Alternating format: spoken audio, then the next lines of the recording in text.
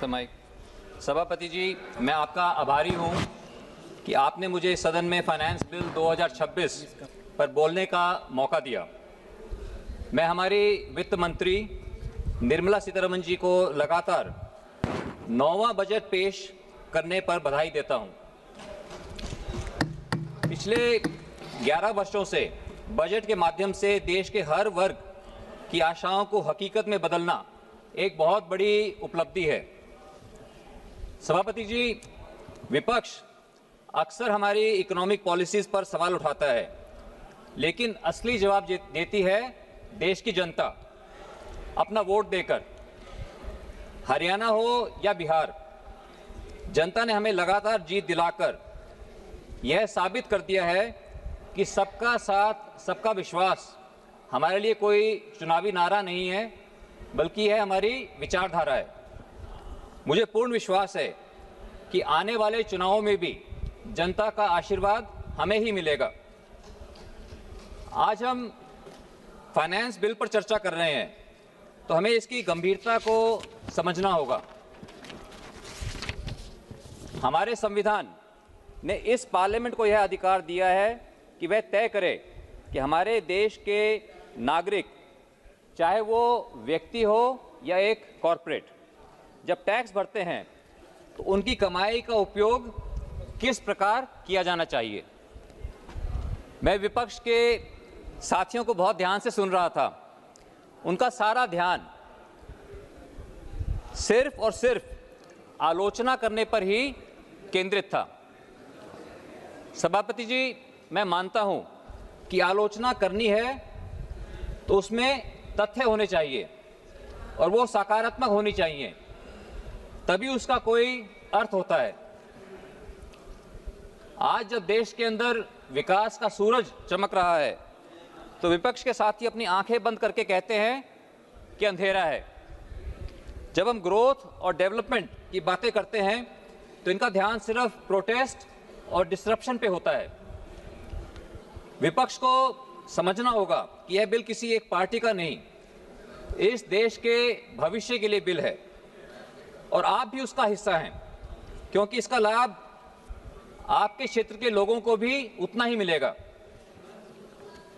सभापति जी, मुझे पूरा विश्वास है कि जब यह बिल पारित होगा तो इसका एक एक पैसा हमारे अन्नदाताओं के खेतों में हरियाली लाएगा, हमारे युवाओं के हाथों में रोजगार देगा और 140 करोड़ हिंदुस्तानियों के एक सुरक्षित और विकसित भविष्य की सबसे बड़ी गारंटी बनेगा। जब युवाओं को क्रेडिट गारंटी स्कीम का लाभ मिलेगा तो वे नौकरी मांगने वाले नहीं, बल्कि नौकरी देने वाले बनेंगे। जब हमारी माताओं और बहनों को पीएम आवास योजना के माध्यम से घर मिलेगा तो उन्हें केवल छत नहीं, बल्कि समाज में सम्मान भी मिलेगा। उनके अंदर ये भावना आएगी कि देश उनका ध्यान रखता है। हमारे देश के युवाओं को जब विश्व स्तरीय स्पोर्ट्स फैसिलिटीज मिलेंगी तो वो अंतर्राष्ट्रीय पटल पर मेडल जीतकर पूरे विश्व में हमारे तिरंगे झंडे की शान बढ़ाएंगे। जब हमारे फौजी, जब हमारे जवान किसी भी मोर्चे पर सीना तानकर खड़े हों तो यह बिल सुनिश्चित करेगा कि उनके हाथों में दुनिया के सबसे बेहतरीन और आधुनिक हथियार होंगे। सभापति जी, टैक्सेशन का सिद्धांत और इसका महत्व कोई आज की बात नहीं है, बल्कि चाणक्य के अर्थशास्त्र में भी इसके सूत्र मिलते हैं। इसी टैक्स रेवेन्यू से देश की health care, education, infrastructure, national security जैसे सभी महत्वपूर्ण सेवाओं की फाइनेंसिंग होती है। सभापति जी, जब नीतियां साफ हो और नीयत ईमानदार, तो जनता खुद आगे आकर राष्ट्र निर्माण में हिस्सा लेती है। पिछले 5 वर्षों में डायरेक्ट टैक्सेस और इनडायरेक्ट टैक्सेस में कलेक्शन में भारी वृद्धि हुई है। बेहतर कंप्लायंस के कारण जीएसटी टैक्स पेयर बेस आज 1.5 करोड़ से भी पार कर गया है और फाइनेंशियल ईयर 24-25 में gross GST collection 22 lakh crore से भी अधिक हुआ। इस रिकॉर्ड रेवेन्यू के लिए मैं हर उस नागरिक को धन्यवाद देता हूं जो इस विकसित भारत की यात्रा में अपना योगदान दे रहे हैं। सभापति जी, ये बहुत दुख की बात है कि मैं अधिकतर देखता हूं कि विपक्ष कॉरपोरेट्स और प्राइवेट सेक्टर को हमेशा नकारात्मक दिखाते हैं, आलोचना करते हैं उसकी। इसलिए आज मैं भारत के निजी क्षेत्र के योगदान की चर्चा करना चाहता हूं, जिसने हमारे देश की अर्थव्यवस्था को वैश्विक मंच पर एक नई पहचान दिलाई है। भारत के निजी क्षेत्र का हमारी अर्थव्यवस्था में आज ही नहीं बल्कि प्राचीन काल से शानदार योगदान रहा है। जब विश्व के अधिकांश देश सभ्यता की प्रारंभिक अवस्था में थे, तब भारत का निजी उद्यमी वर्ग, हमारे व्यापारी, हमारे किसान, शिल्पकार, कारीगर और वाणिज्यिक संघ विश्व व्यापार का केंद्र बने हुए थे। सभापति जी, जब हमारी सरकार ने make in India, startup India और आत्मनिर्भर भारत जैसे दूरदर्शी अभियानों की नींव रखी, तो देश के निजी क्षेत्र ने उसे अपने परिश्रम और नवाचार से एक नई ऊंचाई पर पहुंचाया। आज हमें गर्व है इस बात का कि भारत विश्व की चौथी सबसे बड़ी अर्थव्यवस्था है और इस उपलब्धि में निजी क्षेत्र की एक बहुत बड़ी भूमिका है। सभापति जी, निजी क्षेत्र देश में सर्वाधिक एम्प्लॉयमेंट जनरेशन का स्रोत है, चाहे वो एमएसएमई हो अथवा बड़े औद्योगिक घराने, सभी ने मिलकर करोड़ों भारतीयों को आजीविका प्रदान की है। देश में 80% से अधिक रोजगार, 60% से अधिक जीडीपी और नवाचार की अधिकांश शक्ति निजी क्षेत्र से ही आती है। भारत का आईटी निर्यात $200 बिलियन के पार पहुंच चुका है। इसके साथ ही फार्मास्यूटिकल्स क्षेत्र में भारतीय कंपनियों ने सस्ती और उत्तम क्वालिटी की दवाइयां विश्व के 200 से अधिक देशों को उपलब्ध कराई है। अध्यक्ष जी, स्टार्टअप इकोसिस्टम की बात करें तो आज भारत में 1 लाख से अधिक मान्यता प्राप्त स्टार्टअप्स हैं और 100 से अधिक यूनिकॉर्न कंपनियां हैं। निजी क्षेत्र, सभापति जी, मैं कहना चाहता हूं कि निजी क्षेत्र केवल लाभ कमाने का साधन नहीं है, यह राष्ट्र निर्माण का एक सशक्त स्तंभ है। कॉर्पोरेट सोशल रिस्पॉन्सिबिलिटी के माध्यम से देश के अनेक कॉर्पोरेट्स शिक्षा, स्वास्थ्य, पर्यावरण, स्पोर्ट्स और कौशल विकास में भी महत्वपूर्ण योगदान दे रहे हैं। सभापति जी, मैं आपके माध्यम से विपक्ष के अपने साथियों से आग्रह करता हूं कि हमें प्राइवेट सेक्टर के योगदान की सराहना करनी चाहिए और उसे प्रोत्साहित करना चाहिए, क्योंकि सरकार और निजी क्षेत्र की यह साझेदारी ही विकसित भारत 2047 के स्वप्न को साकार करेगी। सभापति जी, मैं एक किसान परिवार से आता हूं और मेरे पिताजी स्वर्गीय श्री ओम प्रकाश जिंदल जी, वो खुद एक किसान थे, उन्हें खुद हल चलाया। वो हमेशा किसान और उसकी मेहनत का उदाहरण देते थे। किसान दिन रात पसीना बहाता है, ठंड और मैं किसानों की बात कर रहा हूं, कृपया ध्यान से सुने मेरी बात को।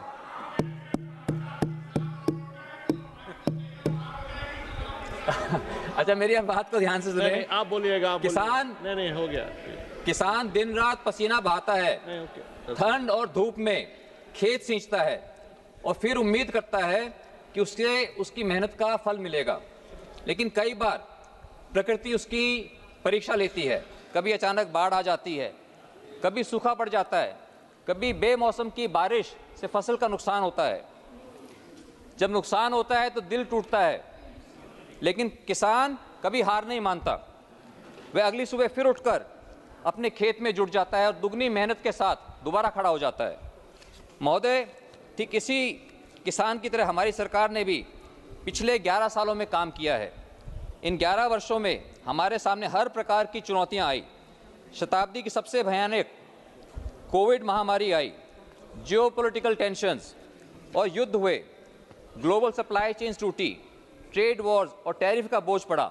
जैसा कि अभी मेरे साथी मनीष तिवारी जी भी बोल रहे थे और अभी कल ही माननीय प्रधानमंत्री जी ने भी कहा, अगर कहीं पर दुनिया में युद्ध होगा तो उसके परिणाम हमें भी भुगतने पड़ेंगे। लेकिन हमारी अर्थव्यवस्था और हमारी सरकार हर वैश्विक झटके के बाद मजबूती से बाउंस बैक करके खड़ी हुई है। सभापति जी, आदरणीय प्रधानमंत्री श्री नरेंद्र मोदी जी और वित्त मंत्री निर्मला सीतारमण जी के इसी कुशल नेतृत्व को देखकर मैं जयशंकर प्रसाद जी की प्रसिद्ध पंक्तियां सुनाना चाहता हूं। वो पथ क्या, पथिक कुशलता क्या, जिस पथ पर बिखरे शूल ना हो।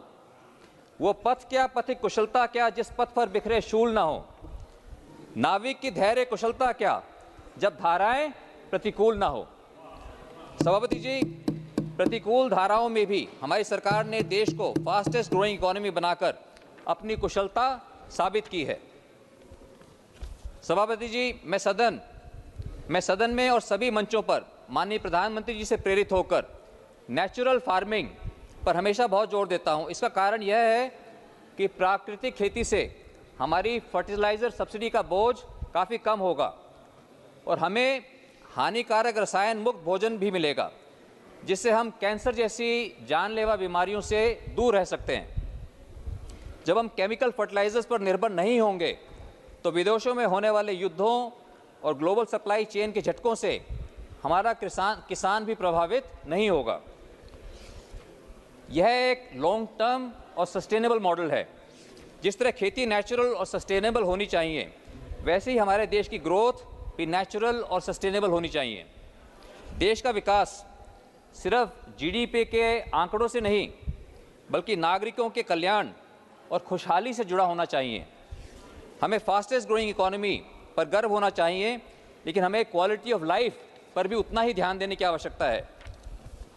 सभापति जी, हम कैसा अन्न उगा रहे हैं, हम क्या खा रहे हैं, कैसी हवा में सांस ले रहे हैं, कैसा पानी पी रहे हैं और हमारे आसपास का कैसा इंफ्रास्ट्रक्चर है, कितना ट्रैफिक है, ये सब बहुत ही महत्वपूर्ण मुद्दे हैं।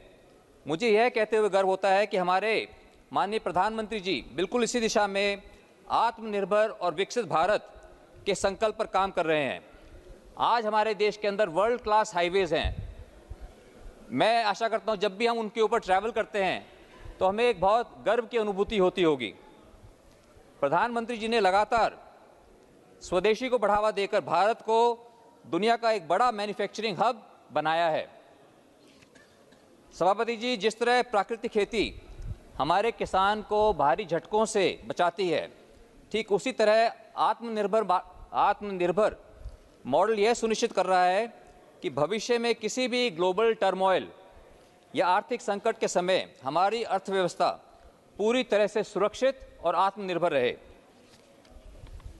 इन सभी मोर्चों पर सरकार ने बहुत अच्छा काम किया है और इस फाइनेंस बिल 2026 में ऐसे कई बेहतरीन प्रावधान हैं जो सीधा जीवन स्तर सुधारने का काम करेंगे। अब बैठिएगा।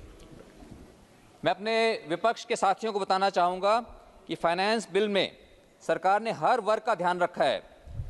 मैं उन सब मुद्दों को, क्योंकि काफ़ी साथियों ने उनको बोला है, इसलिए मैं उन बातों को मैं दोहराना नहीं चाहता। सभापति जी, इन सभी बेहतरीन प्रावधानों का स्वागत करते हुए मैं राष्ट्र निर्माण और टैक्स रिफॉर्म्स के लिए कुछ सुझाव इस सदन के समक्ष रखना चाहता हूं। अमेरिका की तर्ज पर हमारे यहाँ भी पति पत्नी को एक साथ टैक्स फाइल करने यानी कि जॉइंट फाइलिंग का विकल्प मिलना चाहिए। इससे परिवार का टैक्स बर्डन कम होगा और कंप्लायंस बढ़ेगा। सभापति जी, अब मैं टैक्स सिस्टम से जुड़े एक बेहद महत्वपूर्ण विषय लिटिगेशन मैनेजमेंट पर सरकार का ध्यान आकर्षित करना चाहता हूं। आज भी देश के अंदर लाखों टैक्स विवाद वर्षों तक सिस्टम में लंबित रहते हैं। मेरा आग्रह है कि विवाद से विश्वास योजना को स्थायी बनाकर सिस्टम में इंस्टीट्यूशनलाइज कर देना चाहिए। इसके अलावा अमेरिका, यूके और अन्य विकसित देशों की तर्ज पर हमारे यहाँ भी टैक्स मामलों में प्ली बार्गेनिंग की व्यवस्था लागू तो है, लेकिन प्रचलित नहीं है। इसे प्रचलित करने की आवश्यकता है ताकि लंबी कानूनी लड़ाई की जगह मामलों को तेजी से और आपसी सहमति से सुलझाया जा सके और सरकार को अधिक राजस्व भी मिले। सभापति जी, मैंने आदरणीय वित्त मंत्री को पत्र लिखकर भी यह निवेदन किया था कि इनकम टैक्स विभाग द्वारा भेजे जाने वाले नोटिसों की भाषा हमेशा सम्मानजनक, सरल और स्पष्ट होनी चाहिए। हमें यह कभी नहीं भूलना चाहिए कि टैक्स पेयर कोई अपराधी नहीं, बल्कि इस राष्ट्र के निर्माण में हमारा सबसे बड़ा पार्टनर है। वह इस देश का असली कमाऊ पूत है, जो दिन रात मेहनत करके, रिस्क लेकर कमाई करता है और अपनी कमाई से भारत के विकास का पहिया चलाता है। इसलिए हमें देश के टैक्स पेयर के योगदान के प्रति पूरा सम्मान दर्शाना चाहिए। Just 2 minutes sir. सभापति जी, मैंने अनुभव किया है कि सैकड़ों सरकारी योजनाएं एक साथ चलती रहती हैं। मेरा मानना है और माननीय वित्त मंत्री को सुझाव भी है कि इसके बजाय एक्सट्रीम प्रायोरिटाइजेशन, यानी कि सर्वाधिक प्राथमिकता के सिद्धांत को अपनाकर सीमित योजनाओं का चयन कर उन्हें पर्याप्त फाइनेंस और प्रभावी निगरानी के साथ लागू करना अधिक परिणामदायक होगा। सभापति जी, किसी भी राष्ट्र की अर्थव्यवस्था असली ताकत केवल उसके राजकोष में नहीं होती, बल्कि उसके नागरिकों के आत्मविश्वास में होती है। फाइनेंस बिल उस वेल्थ क्रिएटर और पंक्ति में खड़े अंतिम व्यक्ति दोनों के बीच में एक सेतु का काम करता है। Just 1 minute sir. मुझे पूरा विश्वास है कि मेरे और अन्य सांसदों द्वारा दिए गए सुझावों से भारत का टैक्स सिस्टम और बेहतर होगा। सभापति जी, मैं अपनी बात परम श्रद्धेय भारत रत्न पूर्व प्रधानमंत्री अटल बिहारी वाजपेयी जी की इन पंक्तियों के साथ समाप्त करना चाहूँगा। बाधाएं आती हैं आए, घिरे प्रलय की घोर घटाएं, पाँवों के नीचे अंगारे, सिर पर बरसे यदि ज्वालाएं, निज हाथों में हंसते हंसते आग लगाकर जलना होगा, कदम मिलाकर चलना होगा, कदम मिलाकर चलना होगा। श्री सभापति जी, रामप्रीत मंडल जी। 10 सेकेंड्स प्लीज।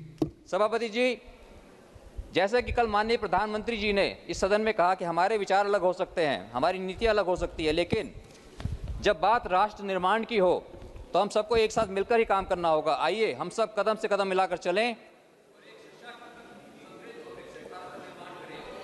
हर भारतीय तिरंगे झंडे के नीचे बोलिए सर। सकारात्मक वातावरण में अपने सपनों का विकसित भारत बनाने में अपना योगदान दे। बोलिएगा। मैं इस फाइनेंस बिल 2026 को पूर्ण रूप से समर्थन करता हूं। धन्यवाद। जय हिंद।